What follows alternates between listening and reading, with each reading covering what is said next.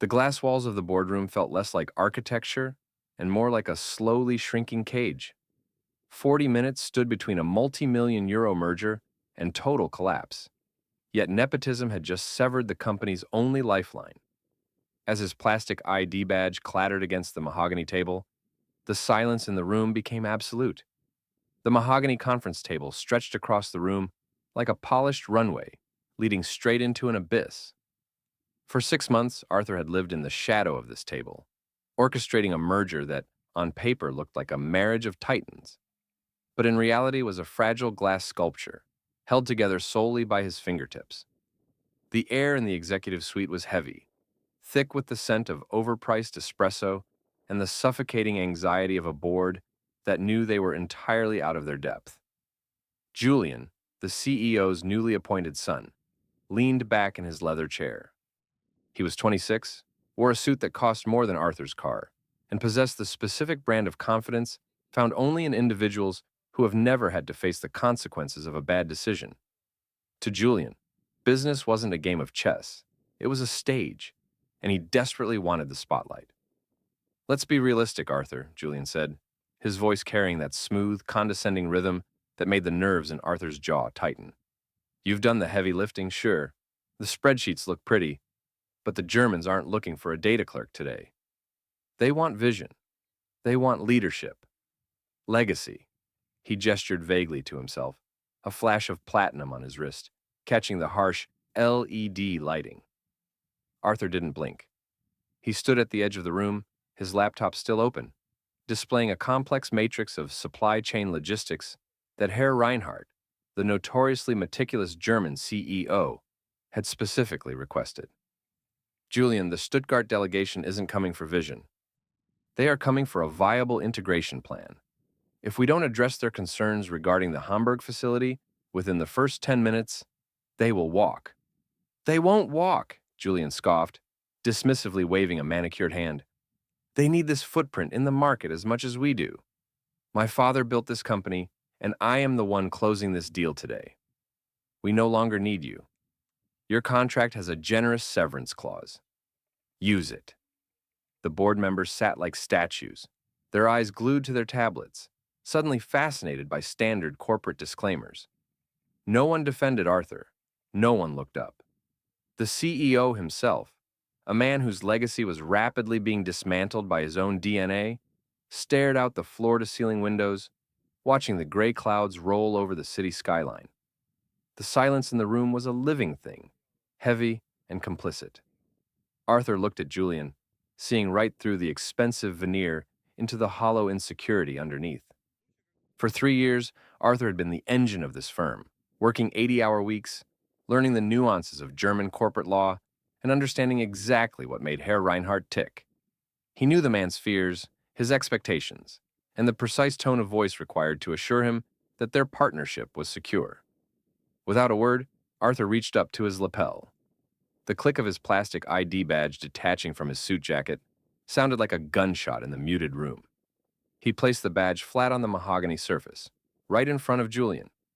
The plastic slid an inch, stopping perfectly against Julian's personalized leather folder. "Good luck," Arthur said quietly. He closed his laptop with a soft, decisive snap, tucked it under his arm, and walked toward the heavy glass doors. His footsteps on the premium carpeting were the only sound. As he reached the threshold, he paused for a fraction of a second, not out of regret, but because he felt the sudden, distinct shift in the room's atmospheric pressure. He knew exactly what was about to happen when those glass doors opened for the German delegation in less than 40 minutes. But Julian was about to learn a lesson that no business school could ever teach him. The elevator ride down to the lobby was the quietest 30 seconds of Arthur's life. He stepped out into the crisp morning air, feeling an unfamiliar sensation wash over him. Freedom. For months, his lungs had been filled with the stagnant, filtered air of the 14th floor. But now, the city smelled like rain, asphalt, and endless possibility.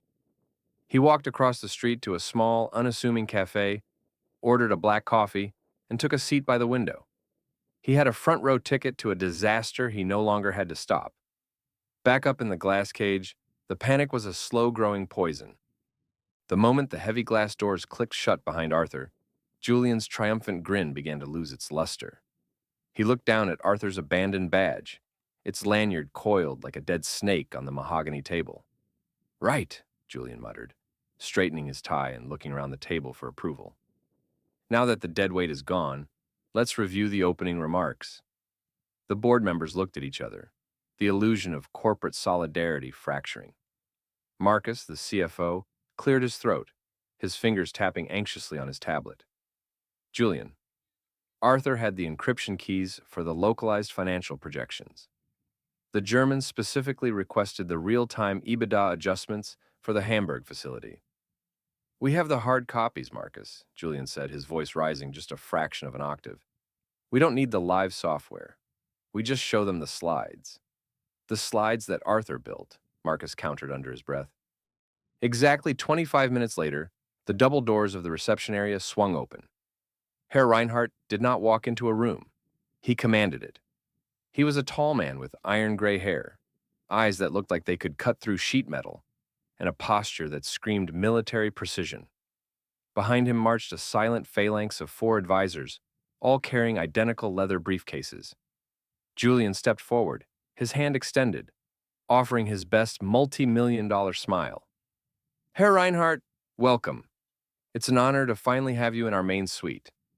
My father, as you know, and the rest of the board are thrilled. Reinhardt's hand met Julian's for a brief, clinical second before his eyes swept the room. They passed over the CEO, skipped the trembling CFO, and landed on the empty chair at the end of the table, where a single unread folder sat. The German CEO didn't sit down. He remained standing, his advisors flanking him like statues. Where is Mr. Pendleton? Reinhardt asked. His English was flawless, but carrying the heavy, unyielding weight of a man who did not tolerate deviations from a schedule. Julian's smile faltered just for a millisecond. Arthur? Oh, Arthur is no longer with the company, Herr Reinhardt. We felt that for a transaction of this magnitude, it was best to streamline our leadership structure. I will be personally handling the presentation and leading the integration strategy moving forward. Reinhardt didn't look angry. He looked profoundly bored. He didn't look at Julian's extended hand, pointing toward the head of the table. Slowly, deliberately, the German executive reached out, took the presentation folder Julian had prepared, and opened it. He flipped through the first 3 pages, his eyes scanning the beautifully designed charts and the buzzword-heavy text that Julian's marketing team had spent all night polishing. 12 minutes passed in an agonizing, suffocating stretch of time. The only sound in the room was the crisp thwack of high-grade paper being turned. Julian stood there, his hands hovering near his pockets, his confidence evaporating like mist under a desert sun. He opened his mouth to speak, to pitch, to fill the void, but Reinhardt held up a single blunt finger without looking up. Finally, Reinhardt closed the folder with a soft, heavy thud that sounded remarkably like a coffin lid snapping shut. He looked up, his gray eyes fixing directly onto Julian's father, completely bypassing the sun. Without him, Reinhardt said, his voice dropping to a calm, terrifying register, there is no deal. The board had never heard silence like that. It was a vacuum, a total absence of sound that seemed to suck the oxygen right out of their lungs. Julian's face drained of color, turning a shade of chalk that perfectly matched his pristine white collar. Reinhardt turned to his advisors, nodded once, and they began locking their briefcases. We came for Arthur Pendleton's architecture, Reinhardt added, picking up his coat. If you have destroyed the engine, I am not buying the car. Down in the cafe, Arthur's phone began to vibrate against the wooden table. The caller ID displayed the CEO's direct line. Arthur took a slow sip of his coffee, smiled at the rain outside, and let it ring. Want to find out if Arthur answers the phone, or if he lets Julian's empire crumble completely? The real corporate chess match begins now. Type 3 to read the next chapter, and see how far the board will crawl to get him back. Want to find out if Arthur answers the phone, or if he lets Julian's empire crumble completely? The real corporate chess match begins now. Type 3 to read the next chapter, and see how far the board will crawl to get him back. The glass doors of the executive suite slid open with a soft hiss. But the atmosphere inside was entirely different from the one Arthur had left 40 minutes ago. The suffocating arrogance had evaporated, replaced by the raw, metallic scent of corporate survival. Thomas Vance stood by the receptionist's desk, his face pale, his phone still clutched in his hand, like a weapon he didn't know how to use. When he saw Arthur step out of the elevator, a visible wave of relief washed over the old man's features, turning his rigid posture into something resembling a plea. "He's still in the private lounge," Thomas whispered, stepping forward and lowering his voice as if the walls themselves might betray them to the German delegation. "Marcus is trying to show him the regional logistics data, but Reinhardt hasn't spoken a word since you hung up. Where's the new contract?" Arthur didn't answer immediately. He adjusted the cuffs of his shirt, his movements unhurried and precise. He looked past Thomas toward the main corridor. The door to Julian's corner office was wide open. Inside, two administrative assistants were silently packing desk organizers, premium leather folders, and a platinum desk clock into cardboard boxes. Julian himself was gone. The stage had been thoroughly cleared. "The contract is already in your inbox, Thomas," Arthur said, his voice echoing slightly in the quiet hallway. "Digital signature required before I step through those double doors. I've added a clause for an immediate seat on the board, alongside the equity adjustment." Thomas swallowed hard. It was a staggering demand, a coup executed in the span of a single lunch hour. But looking toward the private lounge where a multi-million euro future hung by a thread, the CEO had no leverage left. He pulled out his tablet, his thumb trembling slightly as he authorized the document. "Done," Thomas breathed, looking up. "It's done, Arthur. Please." Arthur nodded once, a clinical acknowledgement of his new reality. He took his old plastic ID badge from the receptionist's desk, where Julian had left it, but instead of clipping it to his lapel, he slipped it carelessly into his pocket. He didn't need the badge anymore.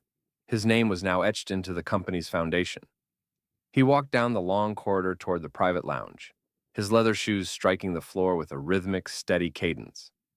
Through the tinted glass, he could see Herr Reinhardt, sitting perfectly upright on a minimalist sofa, his hands resting on his knees, ignoring the sweat-drenched CFO, who was frantically gesturing at a tablet screen. Arthur reached out, turned the heavy metal handle, and pushed the door open. The moment the door clicked, Reinhardt's iron-gray head snapped up.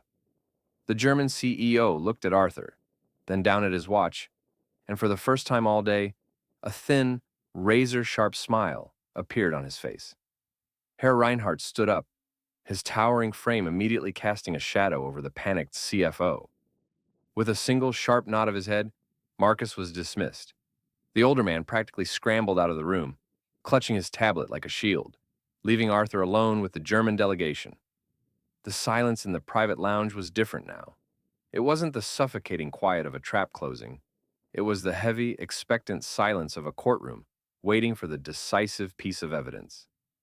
"Mr. Pendleton," Reinhardt said, his voice carrying the deep, resonant timbre of a man who measured his words in gold. "You are 32 minutes late for our scheduled agenda." "My apologies, Herr Reinhardt," Arthur replied, his tone perfectly balancing professional respect with an unyielding undercurrent of absolute confidence. "I had to finalize some internal restructuring. The company's architecture is now significantly more streamlined."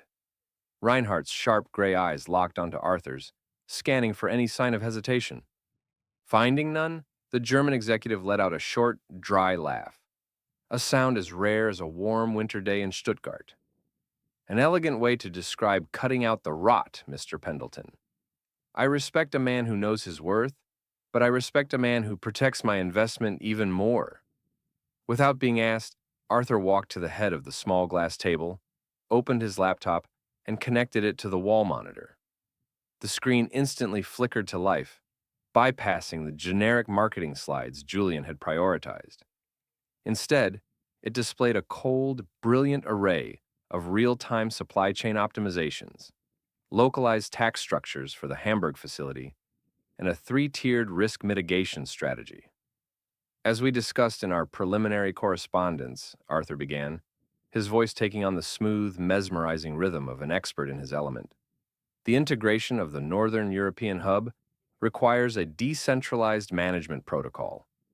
If you look at Section 4, for the next 2 hours, the room belonged entirely to Arthur. The German advisors didn't just listen, they took furious notes. Reinhardt remained leaning forward, his chin resting on his knuckles, his piercing gaze moving from the complex data points on the screen to the calm, collected man explaining them. Arthur didn't use buzzwords. He didn't talk about vision or legacy. He spoke the universal language of global commerce, precision, efficiency, and absolute clarity. By the time the presentation ended, the afternoon sun was beginning to dip below the city skyline, casting long, golden reflections across the glass walls. Reinhardt slowly stood up, smoothing the front of his perfectly tailored charcoal suit. He didn't look at the contract folders. He didn't look toward the main boardroom where Thomas Vance was undoubtedly pacing holes into the carpet. He extended his right hand toward Arthur. "The integration plan is flawless, Arthur. My board will ratify this by Friday." He paused, his grip firm and unyielding as Arthur shook his hand. "I do business with minds, not with last names. It is good to know this company finally belongs to a mind." As the delegation filed out of the lounge, Arthur stood alone by the glass window, watching the traffic hum quietly 14 floors below. His phone buzzed once in his pocket, a notification from the legal department confirming his new equity distribution and board appointment. The corporate chess game was over. The king had fallen, the board had been flipped, and Arthur hadn't just survived the collapse. He was the one holding the keys to the empire. The heavy silence that had dominated the executive floor for the last 4 hours finally dissolved into a frantic, low-frequency hum. The German delegation was gone, their departure as swift and disciplined as their arrival. The only trace of their presence was the faint scent of expensive leather and the pristine, signed memorandum of understanding resting on the glass table. Thomas Vance entered the lounge slowly, his footsteps lacking their usual booming confidence. He looked at the signed document, then at Arthur, who was calmly shutting down his laptop. "They signed," Thomas said, his voice a mix of profound relief and quiet disbelief. "Reinhardt actually signed." "He did," Arthur replied, locking his laptop case with a crisp click. "On the condition that all monthly operational audits go directly through my office. The Stuttgart board expects absolute transparency, Thomas. No filters, no family favors." The older man nodded slowly, the realization of his new reality settling heavily on his shoulders. He had saved his company from a catastrophic public collapse, but the price had been his absolute authority. The Vance name was still on the building, but the machinery inside now ran on Arthur's terms. "Julian is at the penthouse," Thomas said quietly, looking out at the sprawling city lights. "He doesn't understand. He thinks this is a temporary setback. He thinks he can come back next quarter." Arthur picked up his briefcase, stepping past the CEO toward the door. "Julian operates in a world of titles, Thomas." Today, the market reminded him that titles don't balance supply chains. If he enters this building again, Reinhardt walks, and you know as well as I do that there won't be a second rescue mission. As Arthur walked out into the main corridor, the remaining board members stood outside their offices, watching him with a newfound, almost reverent caution. Marcus, the CFO, offered a tense, respectful nod. Arthur acknowledged them all with a polite, clinical glance. They were no longer his superiors. They were his team. He stepped into the express elevator and pressed the button for the ground floor. As the elevator glided downward, Arthur reached into his pocket and pulled out the old plastic ID badge. He looked at his own face printed on the fading card, the face of a man who had tolerated the whims of incompetent heirs for far too long. When the elevator doors slid open into the marble lobby, he walked past the receptionist's desk, paused by the stainless steel recycling bin, and dropped the badge inside. It hit the bottom with a hollow, satisfying clatter. Arthur stepped through the revolving glass doors and into the crisp evening air. The storm had passed, the city streets were clean, and for the first time in his career, the future ahead of him was entirely of his own making.